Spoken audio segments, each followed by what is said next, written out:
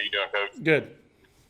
I guess first question, obviously a very unique week where you have basically 3 games in 5 or 6 days.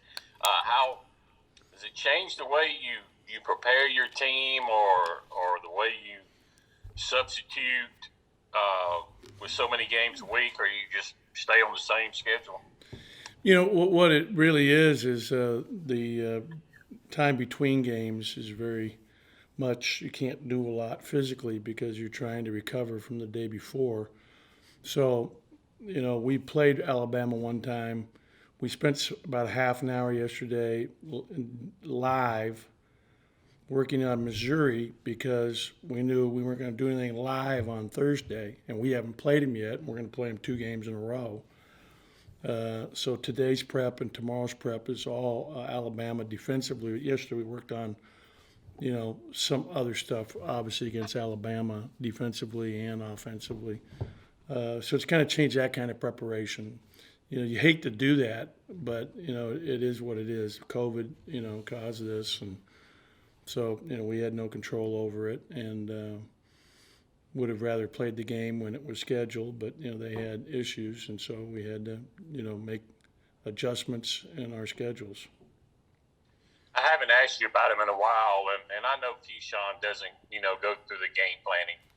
Keyshawn Murphy, since he's redshirting, obviously he didn't get the practice reps when it comes to game planning and all that. But how is he doing with his recovery, and what else is he able to do now? His recovery in terms of his legs and everything, it's really improved. You can see him moving better when he's out there, and he's getting individual works and stuff like that. Just not the 5-on-5 reps that you're speaking of, but he's actually going to get surgery this Friday on his hand, his left hand. He still has an issue there, and so the hand specialist in Columbus that works with the athletic department here is going to, Dr. Galtran, I believe is his name, is going to perform surgery to try to help his dexterity in those fingers and left hand a little more. And that means that, he'll be incapacitated from playing any basketball for probably about 6 weeks. Andy, go ahead. Hey, Ben, I joined late, so I apologize if I'm repeating something here. But have you kind of decided what you're looking for at the guard position beside Iverson tomorrow night? Is it Shaquille or Rocket kind of get the start there? You know what? I haven't decided yet officially, Andy, so I have nothing to officially tell you. But I have a good idea in my head what I might be doing. But don't want to ever tip your hand in for any reason unless you have to. Right. When you kind of look at those two players, I mean, if you can get one or two over both of them going, I mean, how much does that kind of unlock your offense and take pressure off of Iverson? I think it will help Iverson a lot. But because Iverson's playing really, really good right now at both ends of the floor for us and has been the most consistent player on our team all year long. And, so I really, think he's having a fantastic year, and we've got to get some help. One thing I do know is the last time we played Alabama, Shaquille played really well. He had 15 points. He had a phenomenal dunk in that game, played good defensively, did a lot of good things. So I'm hoping that, that's going to help him. And I thought he had a pretty solid practice yesterday, playing the right way and doing what we need him to do. So I'm really hoping. I mean, he's done it. He's our leading. He's got twice as many threes as anybody else on our team in conference games. So, I'm counting on Shaquille to dig his way out of his shooting slump. And even if he doesn't do that, if he just does the other things that he's capable of, he helps us. We'll go to Theo. Just a reminder to use that raise your hand question or function if you have questions for Coach. Theo, go ahead. It's been a month since the last time you guys played Alabama. They've won 5 of their last 8 games. Watching their film, have they changed a lot since that game? And is there anything new you'll have to prepare for tomorrow? They had a great win against Arkansas that came down to the wire in the last 2 minutes of the game or minute of the game on Saturday. And Arkansas, going in that game, was the hottest team in our league, so that was a great win. they're not starting Quinterly, so that's different than when the last time we played him. Quinterly was starting. He comes off the bench. He's still, to me, just an incredibly dangerous player. Obviously they shoot the ball a lot from three. 47% of their shots are three-point shots. So you have a lot of guys that, space the floor. Shackelford had 8 threes against Ole Miss 2 games ago when they were on the road at Ole Miss and shot 60% from the field for the game in that game and really put on a clinic in terms of how to shoot the basketball. So they're a very dangerous team, and when they're shooting it, I think that, they've switched how they're starting the bigs. Betty Inko came off the bench, excuse me, against Arkansas, but played very well and was a huge factor in that game. Gurley, I thought, was the key guy down the stretch.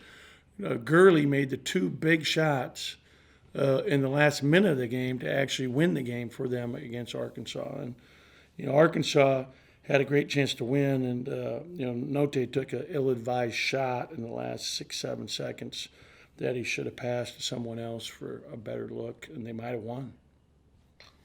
You guys made 28 free throws in that first game against Alabama. What's the plan of attack if you can't get to the line quite that much?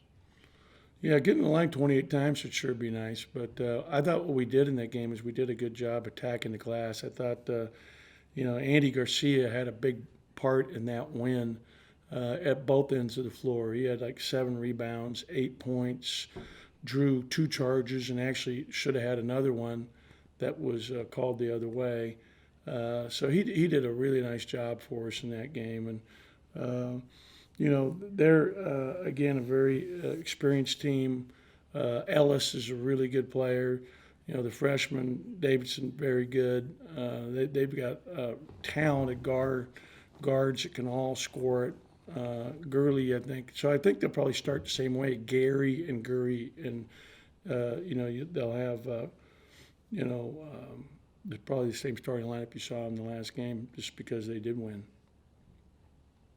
We'll go up to Lexington and Jerry Tipton. Jerry, hop on in there for a couple. Yeah, Ben, I just wanted to ask you, on a recent teleconference, you said Oscar Sheboy or Jabari Smith would be prime candidates for SEC Player of the Year.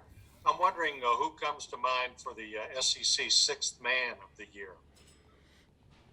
That's a great question because I haven't given that a lot of thought. So in order to give you a really good answer, I'd have to take some time here, Jerry, to ponder that, to be fair to the people that are up for the award.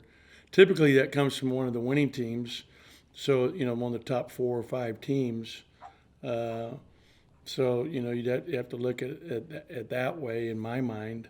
So I just have to give it some thought and get back to you on it. Okay, well, one follow-up. Who do you think the candidates are, Jerry? And then I'll pick one.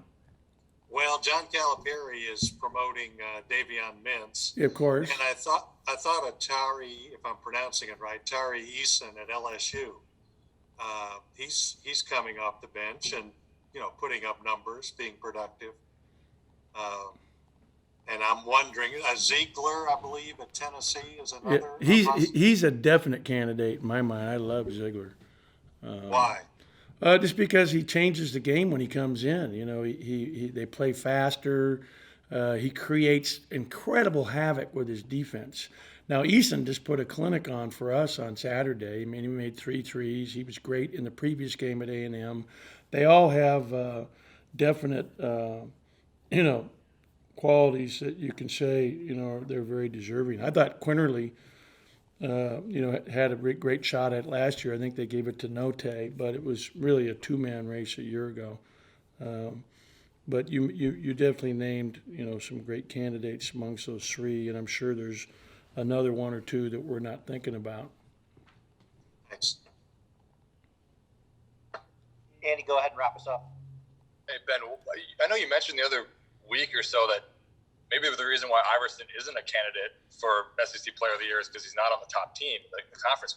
Why do you think he has to be on a top team to kind of be considered for that role of a 6th man or or things like that? Like, why does he have to be on one of the best teams? That's just always the way I've thought, because the most important thing is making your team win. And guys can have great numbers on a team that's not towards the top of the league. Typically, almost always, Andy, in my career as a coach, when I'm voting for Player of the Year, I'm picking from the winning team, the team that wins the championship. It's just kind of, maybe it's old school. Now, there's been a few times where I haven't, because someone was so good that was on the second place team or third place team that finished in the league. And, but typically it comes, the spoils go to the victors, I think I heard once.